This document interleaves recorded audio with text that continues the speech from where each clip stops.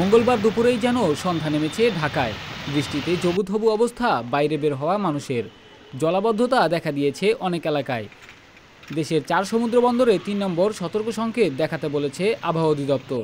একই সঙ্গে উত্তর বঙ্গোপসাগরে অবস্থানরত মাছ ধরার নৌকা ও ট্রলারগুলোকে উপকূলের কাছাকাছি থেকে সাবধানে চলাচল করতে বলেছে সংস্থাটি।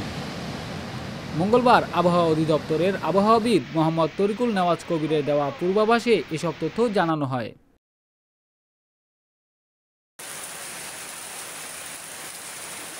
আবহাওয়া অফিস জানিয়েছে, বাংলাদেশের দক্ষিণ পশ্চিম উপকূল এলাকায় অবস্থিত স্থল নিম্নচাপটি দুর্বল হয়ে সুস্পষ্ট লঘুচাপ আকারে ঝাড়খণ্ড ও তৎসংলগ্ন এলাকায় অবস্থান করছে। এর প্রভাবে উত্তর বঙ্গোপসাগরে বায়ুচাপের তারতম্যের আধিক্য বিরাজ করছে। এর ফলে উত্তর বঙ্গোপসাগর, বাংলাদেশের উপকূলীয় এলাকা ও সমুদ্র বন্দরসমূহের ওপর দিয়ে দমকা ঝোড়ো হাওয়া বয়ে যেতে পারে। এছাড়া চট্টগ্রাম, কক্সবাজার, মোংলা ও পায়রা সমুদ্র বন্দরকে 3 নম্বর স্থানীয় সতর্ক সংকেত দেখাতে বলা হয়েছে।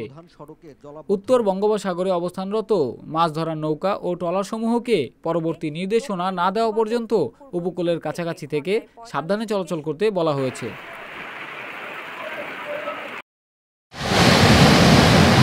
বুধবার সকাল 9টার মধ্যে রাজশাহী, রংপুর, ময়মনসিংহ, খুলনা ও সিলেট বিভাগের অধিকাংশ জায়গায় এবং ঢাকা, বরিশাল ও চট্টগ্রাম বিভাগের অনেক জায়গায় অস্থায়ীভাবে দমকা হাওয়া সহ হালকা থেকে মাঝারি ধরনের বৃষ্টি, বজ্রসহ বৃষ্টি হতে পারে। সেই সঙ্গে দেশের কোথাও কোথাও মাঝারি ধরনের ভারী থেকে অতি ভারী বর্ষণ হতে পারে।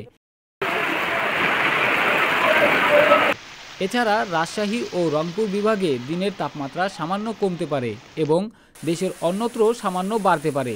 সারা দেশে রাতের তাপমাত্রা প্রায় অপরিবর্তিত থাকতে পারে।